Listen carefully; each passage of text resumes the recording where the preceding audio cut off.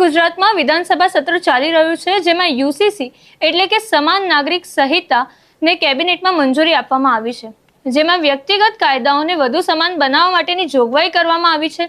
UCC બિલમાં જે નિયમો છે તેના પર વાત કરીએ તો તેમાં પહેલો કાયદો છે કે લગ્નની નોંધણી કરાવવી ફરજિયાત છે। જો લગ્નની નોંધણી કરાવવામાં નહીં આવે તો પણ લગ્ન માન્ય તો ગણાશે જ, પરંતુ નોંધણી ન કરાવવાનો દંડ તેમને ચૂકવવો પડશે। બીજો કાયદો છે જેમાં લગ્નના 1 વર્ષ પછી જ તમે છૂટાછેડાની નોંધણી કરાવી શકો છો।